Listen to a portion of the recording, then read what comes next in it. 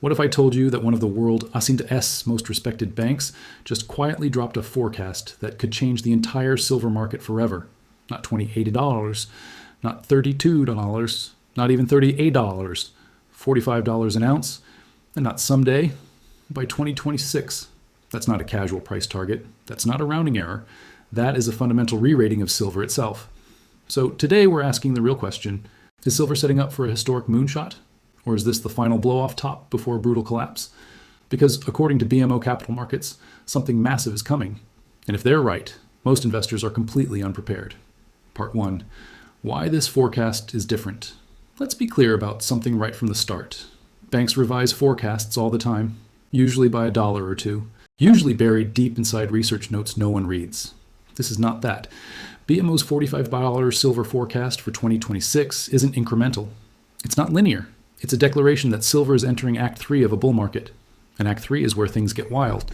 This isn't about inflation headlines or daily CPI prints. This is about a multi-year buildup of pressure finally reaching a breaking point. Think of it like a dam that's been cracking for a decade. You don't notice the danger until the wall gives way. BMO isn't saying silver just drifts higher. They're saying the market itself is being revalued. Part 2, 2026, the chosen year. Why 2026? Why not 2025? Why not 2027? According to BMO, 2026 represents the culmination year. The year when multiple forces, some building for decades, collide at the same time. Let's break this down. Policy lag is the hidden weapon. Markets don't react instantly to economic stress. There's a delay, sometimes quarters, sometimes years. The massive government spending, the historic debt accumulation, the aggressive interest rate cycle, those effects don't hit real assets immediately, they lag.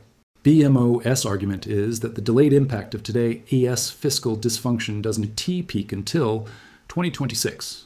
By then, debt servicing costs are exploding. Governments are boxed in, economic growth is fragile, monetary credibility is strained.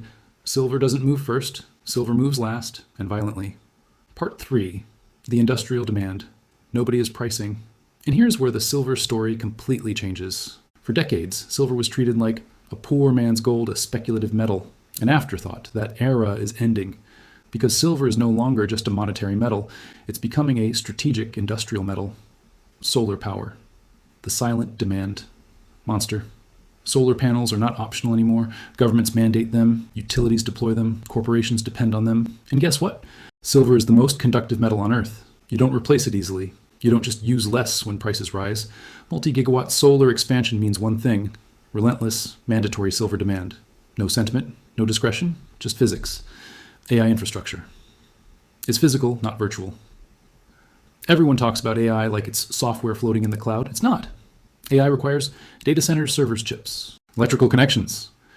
All of it uses silver. The AI revolution is not digital alone, it's electrical. And silver sits at the heart of that system. EVs and charging infrastructure. Electric vehicles aren't just cars. They're rolling computers connected to massive charging networks. Each EV uses significantly more silver than a traditional combustion engine vehicle. Now multiply that by charging stations, grid upgrades, battery management systems. This isn't cyclical demand, it's structural. Part 4, non-discretionary demand changes everything. This is the single most misunderstood concept in the entire silver market. Most investors still think of silver the way they did 20 years ago, as something people choose to buy, a luxury metal, a speculative asset, something demand sensitive to price. That assumption is now dangerously outdated. Silver demand is no longer discretionary.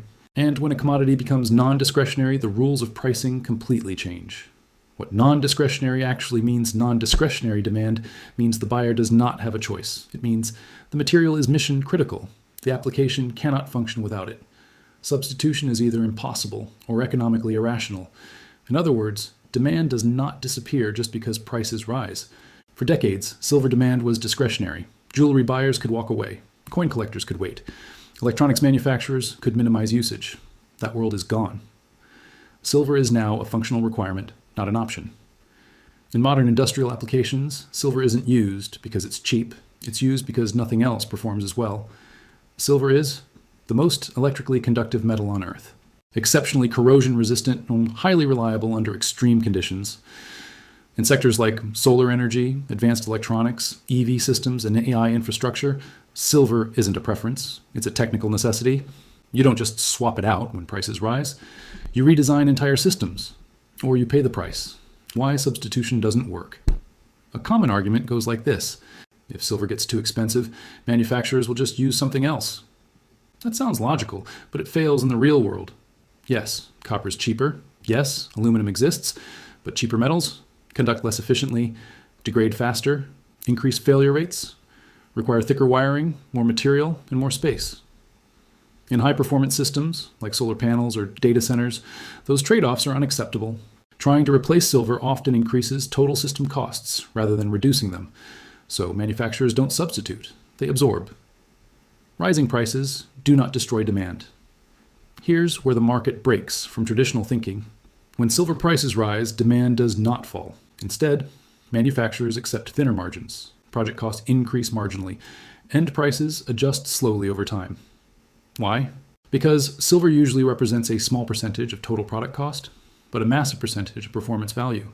If silver doubles, solar panels are still built, EVs are still produced, data centers are still constructed, no government halts energy transitions over silver prices.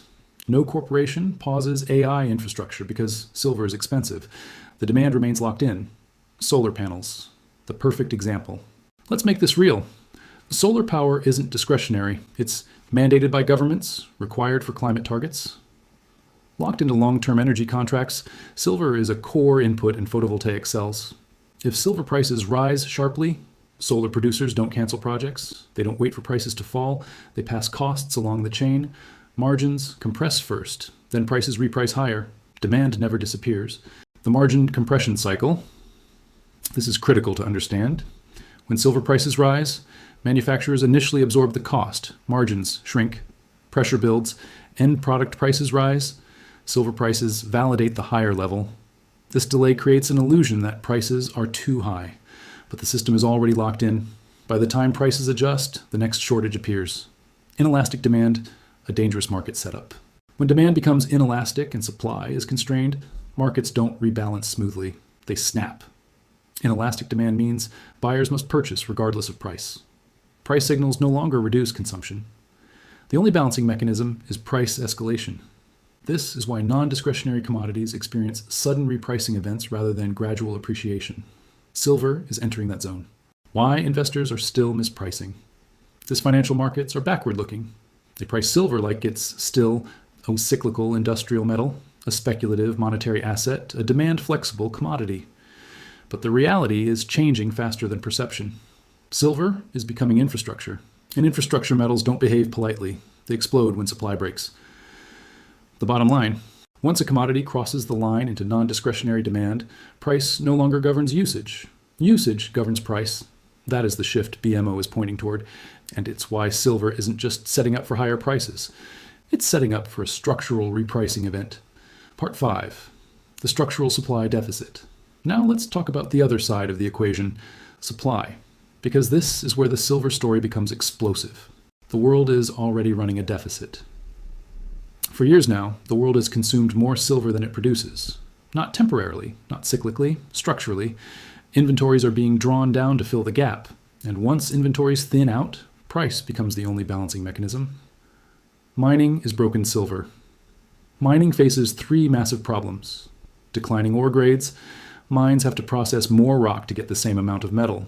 That raises costs. That slows expansion. Decades-long development cycles.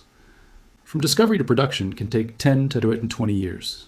Even if prices spike tomorrow, supply doesn't respond quickly. Underinvestment, years of low prices, killed exploration budgets. The pipeline is thin, the byproduct trap. Here's the most dangerous part.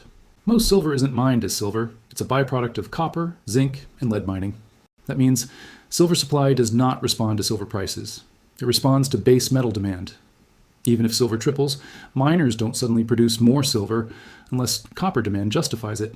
That makes silver supply highly inelastic. Part 6. Small market, big consequences. Now comes the leverage effect. Silver's market is tiny compared to gold. That's not an opinion, that's math. Which means a small shift in capital can cause massive price moves. If even a fraction of institutional money rotates from gold into silver, the impact is disproportionate. Historically, silver doesn't just follow gold, it outperforms. Gold is the anchor, silver is the kite. When gold rises steadily, silver eventually snaps higher, fast and violent. Part 7. The psychology phase, FOMO, and the ratchet. This is where markets stop being rational. As prices rise, momentum traders pile in retail investors.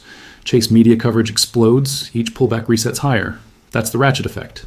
And once silver breaks key psychological levels, 30, 35, 40. You don't get calm trading, you get vertical moves. That's what BMO is warning about, not a smooth ascent. A potential price shock. Part 8. Volatility is the price of admission.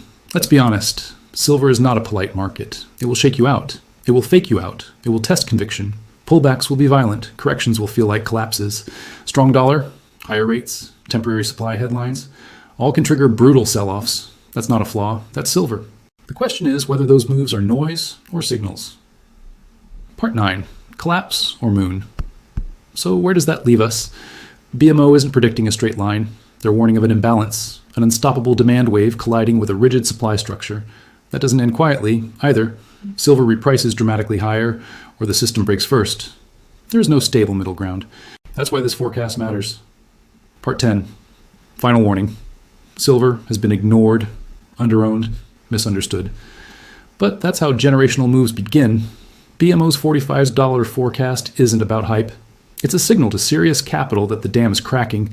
The only real question is, will you be watching from the sidelines or positioned before the break?